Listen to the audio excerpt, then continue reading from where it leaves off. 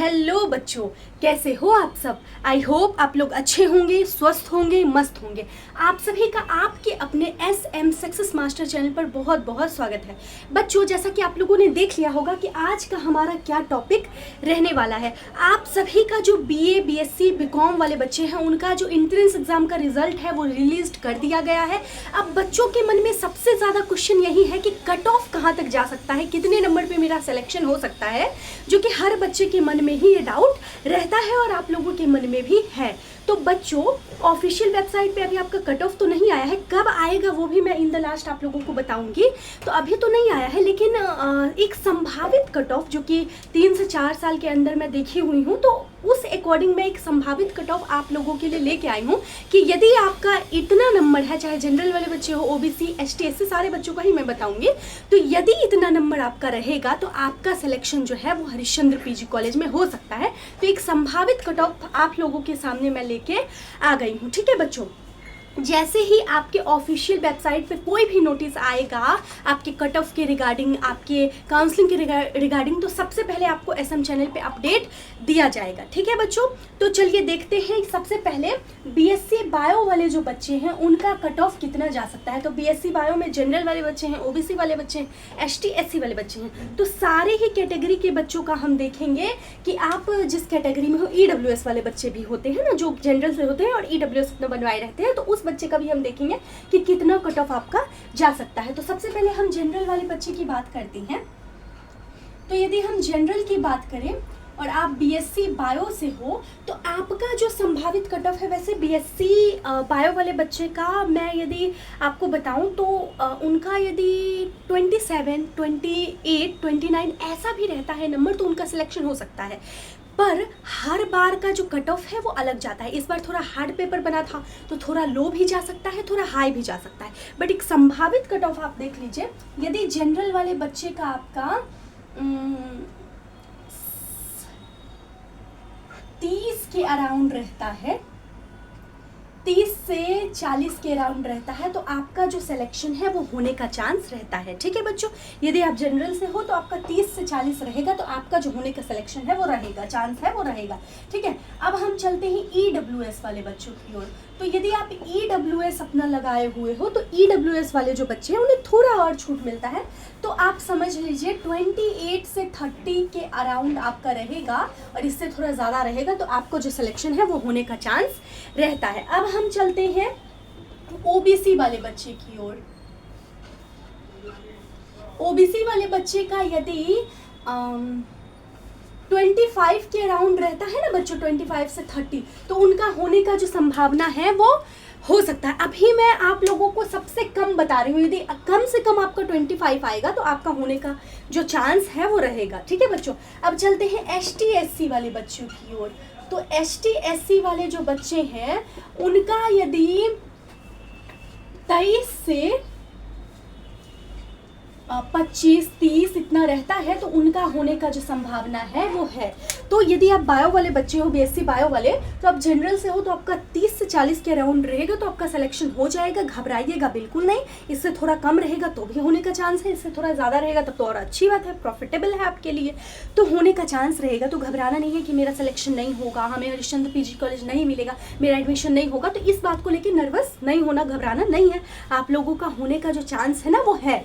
तो आपको सिर्फ अपने कट ऑफ का इंतज़ार करना है। और बच्चे के मन में ये भी डाउट रहता है मैम कट ऑफ कितना जाता है, तो बच्चे ध्यान से सुनिएगा।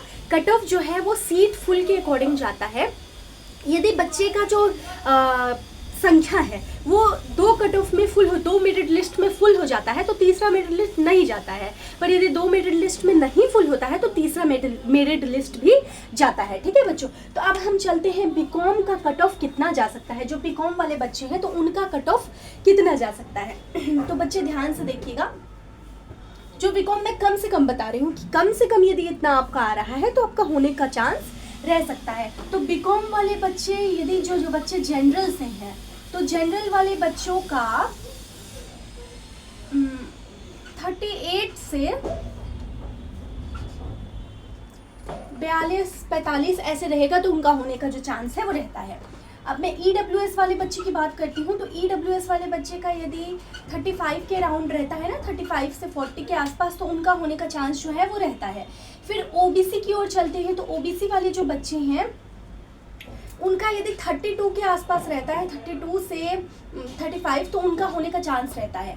अब हम चलते हैं ST SC वाले बच्चे की ओर, तो ST SC वाले जो बच्चे हैं उनका भी 30 के अराउंड रहेगा, 30 से 32, 33, तो ऐसे उनका यदि रहता है तो उनका होने का चांस जो है वो रहता है। ठीक है बच्चों, अब इससे कम बच्चे बहुत घबरा रहे थे, मैम मेरा 27 आया है, 23 आया है, क्या मुझे BCom में मिल जाएगा, क्या मुझे BSc में मिल जाएगा? तो मिलने का चांस है बच्चों, ये मैं बता रही हूँ आप लोगों को एक संभावित, पर मिलने का चांस है, तो घबराना नहीं है। आपको क्या करना है, आपको वेट करना है अपने कट ऑफ आने का। जब तक कट ऑफ नहीं आएगा तब तक आपको वेट करना है। ठीक है, तो ये BCom वाले बच्चे की संभावना मैंने बता दिया। अब हम चलते हैं BA का कट ऑफ कितना जा सकता है। BA वाले बच्चे जिन्होंने एंट्रेंस एग्जाम दिया था, जिनका रिजल्ट आया है, तो उनका कट ऑफ कितना जा सकता है, इसके बारे में हम देखते हैं। तो सबसे पहले जनरल वाले बच्चे की ओर चलते हैं।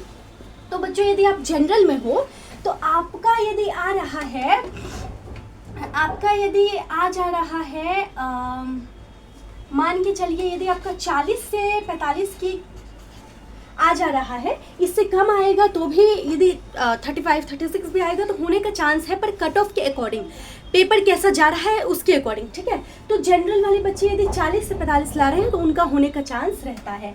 अब EWS वाले बच्चे की बात करें तो EWS वाले बच्चे का 35 के अराउंड रहेगा ना, 35 से 40, तो उनका होने का चांस रहता है। अब बात करते हैं OBC वाले बच्चे की, तो OBC वाले बच्चे का यदि आपका 30 के आसपास रहता है तो आपका होने का चांस रहता है। ठीक है बच्चों, 30 से 35 रहेगा तो होने का चांस रहेगा। अब ST SC वाले बच्चे की बात करते हैं, तो ST SC वाले बच्चे जो हैं उनका यदि 25 से 30 के अराउंड रहता है तो उनका होने का चांस रहता है। तो ये आपका जो BSc, BCom और BA का है कट ऑफ मैंने बताया है, एक संभावित कट ऑफ बताया है। अब जैसे ही ऑफिशियल वेबसाइट पे कट ऑफ जारी किया जाएगा, वैसे ही आपके पास एक वीडियो आएगा जिसमें आपका जो भी जितने भी बच्चे का होना है वो होगा, और जितने बच्चे का नहीं होगा उन्हें भी घबराना नहीं है, क्योंकि सेकंड मेरिट लिस्ट आता है, सेकंड कट ऑफ आता है। ठीक है बच्चों, तो ये चीज़ ध्यान रखिएगा। अब हम देख लेते हैं कट ऑफ कब आ सकता है। तो जब ये चीज़ ध्यान से समझने का प्रयास कीजिएगा कि जब आपका रिजल्ट जारी किया जाता है, जिस दिन भी आपका रिजल्ट जारी किया जाता है, तो उसके एक वीक के अंदर आपका जो कट ऑफ है वो जारी कर दिया जाता है। ठीक है, तो मान के चलिए आज आपका 13 तारीख है ना, आज आपका 13 तारीख है, तो मान के चलिए कि 23 तारीख, 7 से 10 दिन मैं ले रही हूँ, तो 23 तारीख तक आपका जो कट ऑफ है वो जारी हो जाना चाहिए। जैसे ही 23 तारीख के भीतर या 23 तारीख तक आपका कट ऑफ ऑफिशियल वेबसाइट पर जारी किया जाएगा, आप लोगों को अपडेट दिया जाएगा। ठीक है बच्चों, तो ये एक संभावित कट ऑफ का डेट है कि इतने तारीख तक आपका कट ऑफ जो है वो जारी हो सकता है।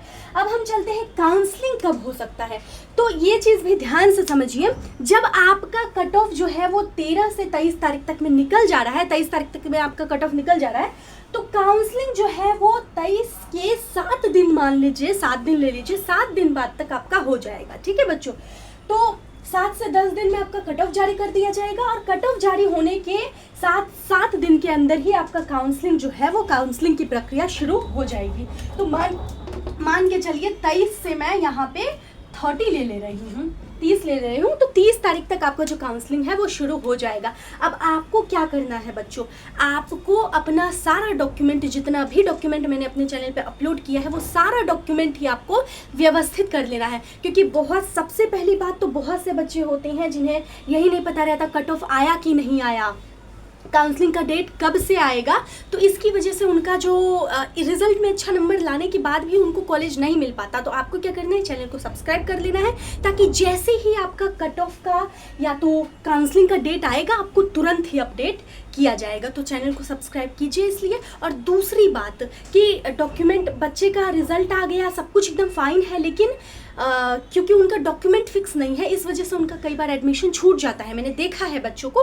तो आपको क्या करना है, अपना सारा ही डॉक्यूमेंट को व्यवस्थित कर लेना है। अभी भी बच्चे मेरे चैनल पे वीडियो अपलोड होने के बाद भी बच्चे अभी भी घबराए हुए हैं कि समर्थ पोर्टल पर 3 पेज का रजिस्ट्रेशन करवाना है कि नहीं, एग्ज़ाम वाली डेट पे करवाना है या कब करवाना है। तो बच्चों, समर्थ पोर्टल पर जो रजिस्ट्रेशन फॉर्म है ना, वो कभी भी बंद हो जाएगा, तो जल्द से जल्द आपको करवाना है। आप चाहो तो आज जाके ही करवा लो, ये आपके लिए बेनिफिशियल रहेगा। तो जल्द से जल्द समर्थ पोर्टल पर रजिस्ट्रेशन फॉर्म भरवा लो, और 3 पेज का वो भरा जाता है तो भरवा लो। और बच्चे इस चीज़ के लिए भी कमेंट कर रहे हैं कि मैम पेमेंट मांग रहा है, तो कोई पेमेंट नहीं मांगा जाता है। आप फॉर्म भरने में कुछ गड़बड़ी कर रहे होंगे, इस वजह से आपसे पेमेंट मांग रहा है। तो आपको यदि नहीं समझ आ रहा है तो आप साइबर वाले के पास जाओ, वहाँ से अपना फॉर्म भरवाओ, वो सही ढंग से आपका फॉर्म भर के आपको दे देंगे, ठीक है। बाकी कोई क्वेश्चन हो, कुछ भी पूछना हो तो कमेंट के माध्यम से पूछ लीजिएगा, आप लोगों के हर एक कमेंट का जवाब दिया जाएगा, ठीक है बच्चों। तो आई होप आप लोगों को सारी चीज़ें समझ में आ गई होंगी, और कोई भी डाउट होगा तो कमेंट के माध्यम से पूछ ही लोगे। तो मिलते हैं नेक्स्ट वीडियो में इस उम्मीद के साथ कि आप लोग अपने सारे डॉक्यूमेंट को व्यवस्थित कर लेंगे और एडमिशन लेने तक आप काउंसलिंग की प्रक्रिया फॉलो करेंगे, काउंसलिंग में भी भाग लेंगे, हर चीज़ में भाग लेके अपना एडमिशन लेंगे और हरिश्चंद्र कॉलेज में हम सब के साथ जुड़ के अपनी स्टडी को कंप्लीट करेंगे, ठीक है बच्चों। मिलते हैं नेक्स्ट वीडियो में, बाय बाय।